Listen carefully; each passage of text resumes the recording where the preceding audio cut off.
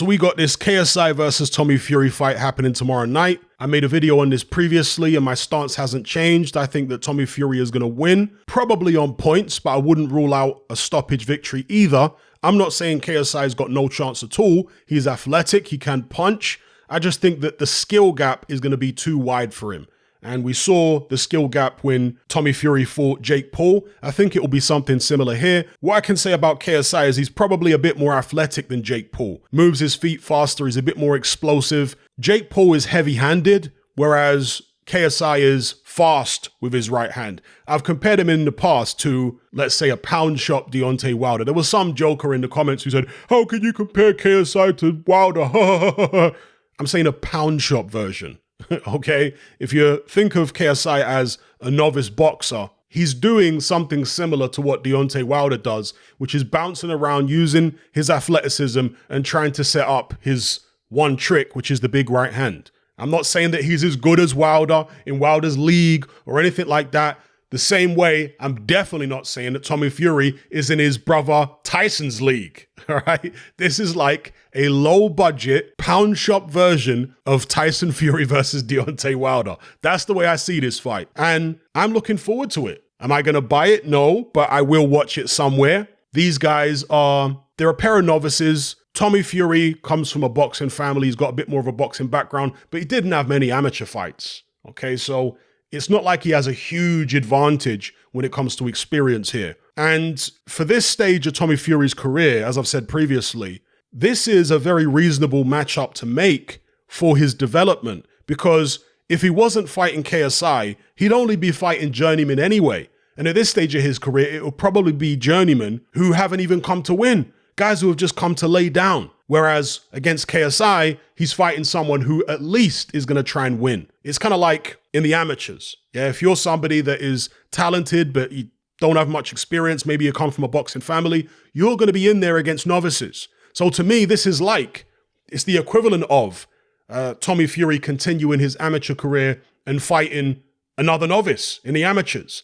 It's that kind of deal. So yeah, I got no issue with the fight. I'm looking forward to it. When you've got two young guys like this, both with big followings, a chip on their shoulder because they're trying to prove themselves to the world, that's when you normally get good fights. I mean, Tommy Fury versus Jake Paul wasn't exactly the thriller in Manila, but it was a decent contest. We had a knockdown in the end, and Jake Paul was swinging away, wasn't quite as composed as he has been in previous fights. But as I say, when you get two young guys who are a bit wet behind the ears, you tend to get a better fight. Not always, but usually, than you do when you've got two seasoned veterans in the ring against each other. So, and as for John Fury, because I know you guys want me to address that, I said previously when John Fury was on stage, I think it was for the kickoff press conference for this fight, that this is where John Fury belongs. He belongs on Misfit shows. He's in his element. He can run around bullying nerdy YouTubers. John Fury is absolutely made for this Misfit stuff. He apologized last time, but he's at it again this time. So, what did the apology really mean? This is what Misfits is about. It's about circus and freak show and all that type of thing.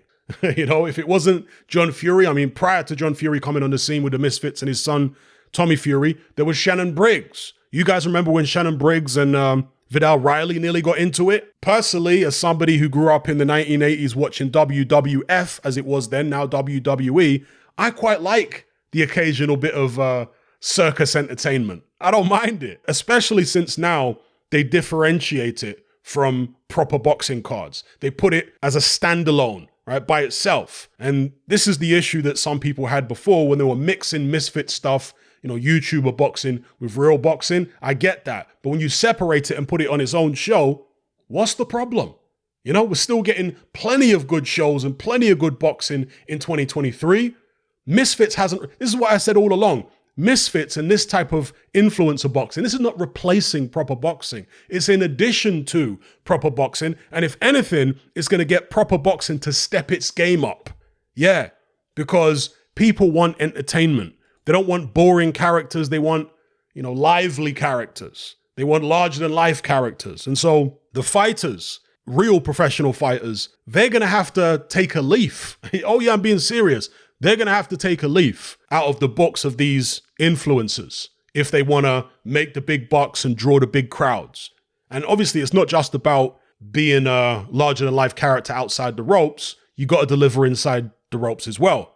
But it's part of it. So if you're a prize fighter, if you're thinking about how do I maximize my earnings, you got to get out there. Anyway, I'll leave it there. Let me know what you guys think in the comment section below about KSI versus Tommy Fury. How do you see this one going? Do you, like me, think Tommy Fury is going to be a bit too skilled, maybe a bit too big?